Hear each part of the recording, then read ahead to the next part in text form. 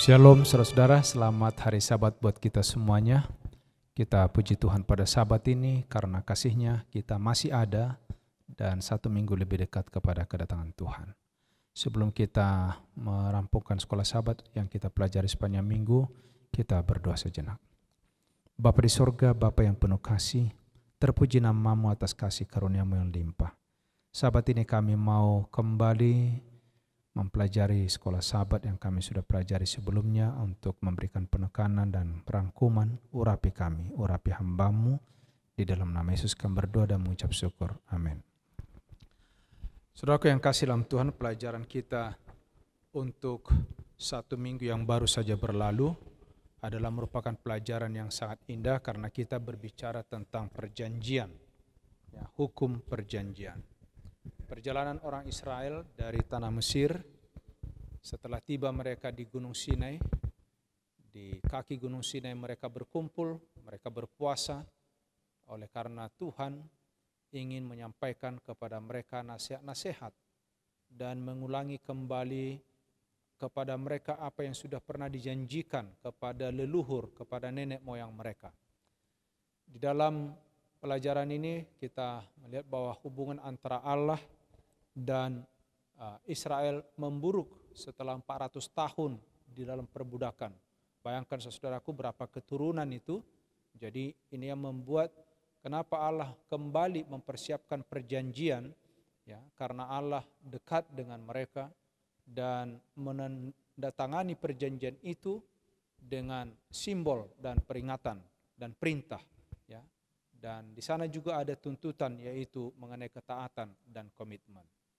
Saudaraku yang kasih dalam Tuhan, di dalam pelajaran kita hukum perjanjian, bahwa Allah rindu supaya orang Israel menjadi saksi. Ini bagian pertama sebenarnya. Jadi pemilihan bangsa Israel ini bukan karena kehebatan mereka, bukan karena keluar biasaan mereka, ya. Di dalam tradisi Yahudi dikatakan bahwa Allah membuat perjanjian dengan orang Israel hanya karena bangsa-bangsa lain terlebih dahulu menolaknya. Namun saudaraku, jauh dari hal ini adalah inisiatif Allah sendiri.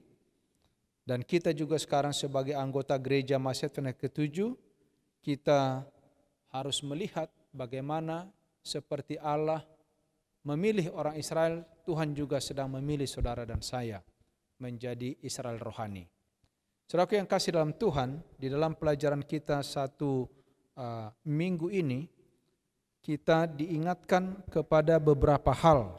Ya, bila mana kita melihat pelajaran sekolah Sabat kita baca ayat hafalan kita. Sebab itu haruslah kau ketahui bahwa Tuhan Allahmu dialah Allah yang setia, yang memegang perjanjian dan kasih setianya terhadap orang yang kasih kepadanya dan berpegang pada perintahnya. Jadi di sana dalam perjanjian ini ada yang harus kita ingat, ya, yaitu ikatan. Dalam pelajaran sekolah Sabat kita dikatakan ikatan yang mengikat. Hukum dan perjanjian tidak bisa dipisahkan. Pada waktu mengadakan perjanjian akan ada tuntutan dan ada juga akibat. Ada punishment, ada reward yang akan diterima. Saudaraku yang kasih dalam Tuhan, pada waktu kita menerima Torah atau yang disebut dengan hukum Taurat, ajaran atau petunjuk, ini semua diberikan oleh Tuhan kepada orang Israel agar mereka itu tidak berjalan di jalan yang salah. Jadi Allah kita ini luar biasa sebenarnya. Dia memberikan kepada kita arahan sebelum kita berjalan, supaya tahu kemana arah kita. Lalu di dalam perjanjian itu Tuhan juga menyatakan tentang, ya, karakternya, tabiatnya. Kalau kita membaca 10 firman yang ditulis dalam 2 loh batu, 4 bagian pertama, jangan ada Allah lain di hadapanku, jangan membuat patung bagimu dan sujud menyembah kepadanya. Jangan menyebut nama Tuhan dengan sembarangan. Ingat dan kuduskan hari Sabat. Dalam keempat hukum ini kita melihat Allah sedang menunjukkan siapa Dia, eksistensinya di dalam kehidupan manusia, di alam semesta ini, bahwa Dia adalah segala-galanya.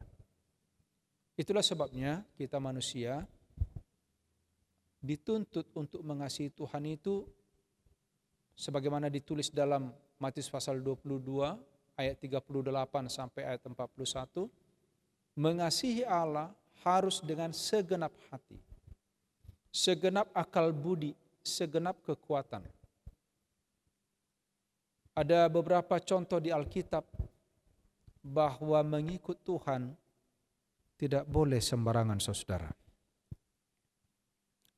Kenapa? Karena penurutan kepada Tuhan adalah ikhlas 100%. Kita tahu bahwa janji Allah itu tidak pernah berubah. Mulai dari Adam, segala yang diperintahkan Tuhan sampai hari ini tidak ada pernah berubah. Yang berubah itu manusia di dalam menanggapi, dalam menyikapi janji itu sendiri.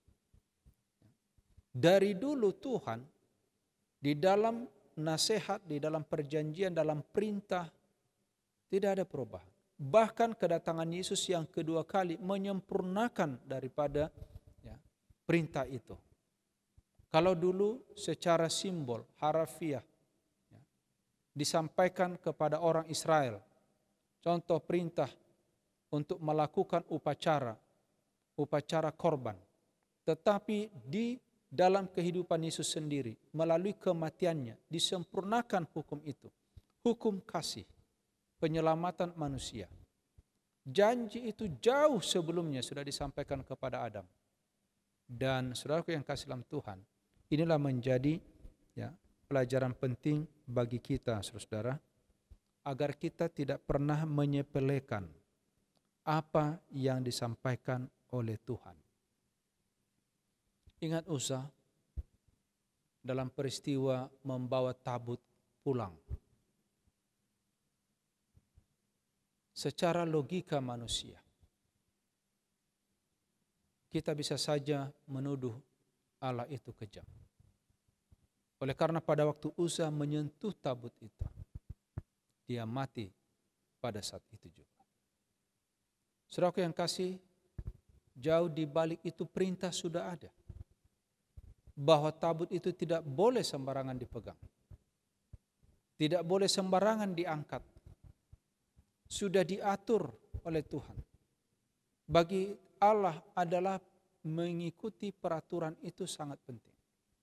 Karena itu tidak pernah berubah peraturan Tuhan. Sebab itu adalah merupakan ciri atau karakter daripada Allah sendiri yang tidak pernah berubah. Kita lihat kepada bagaimana Allah menghormati apa yang manusia lakukan. Pada waktu Musa mendengarkan firman Allah yang mau menghukum bangsa Israel oleh karena kejahatan mereka. Saudara-saudara, apa dikatakan oleh Musa? Tuhan, hapuskan saja namaku dari kitab kehidupan, daripada engkau membinasakan bangsa ini. Apa kata bangsa lain? Saudaraku yang kasih dalam Tuhan, Allah mendengar apa yang dikeluhkan oleh Musa. Sama seperti Tuhan mengadakan satu bergen tawar-menawar dengan Abraham mengenai Sodom dan Gomora. Allah kita tidak sembarangan, saudara. Dia maha kasih. Dan kasih itu adalah kudus. Sehingga melalui perintahnya manusia dituntut untuk melakukan dengan setia. Pelajaran apa yang penting lagi tentang perjanjian di Sinai, saudara-saudaraku? Perjanjian di Sinai memberikan kepada kita satu pelajaran, yaitu mengenai hukum perjanjian ini. Di dalam Kejadian pasal 18, kalau kita baca Kejadian 26 Kejadian 19, Imamat, ya, Keluaran 19 ayat 5, dalam Imamat 26, Ulangan pasal 28. Di sana ada beberapa kali, mungkin kita bisa baca salah satu dari ayat ini, khususnya dalam Keluaran pasal 19 ayat yang kelima, apa yang dikatakan oleh firman Tuhan kepada bangsa Israel. Ada kata jika di sana. Demikianlah firman Tuhan. Jadi sekarang, jika kamu sungguh-sungguh mendengarkan firman-Ku, berpegang pada perjanjian-Ku, kamu akan menjadi harta kesayangan-Ku sendiri dari antara segala bangsa, sebab Akulah yang empunya seluruh bumi. Bahkan ayat 6, kamu akan menjadi bagiku kerajaan imam dan bangsa yang kudus. Saudara-saudaraku yang kasih dalam Tuhan, siapa kita di hadapan manusia, di hadapan Tuhan dan di hadapan manusia? Berapa sih harga kita sebenarnya? Kalau hitung-hitungan matematika dunia, kita ini tidak ada apa-apanya, saudara. Tapi begitu hebat Allah kita mengangkat sesuai dengan perjanjiannya. Ingat kembali kepada perjanjian, kepada hukumnya. Kita diangkat dengan harga yang cukup mahal. Luar biasa. Menjadi umat kesayangan. Imamat yang rajani. Kepunyaan Allah sendiri.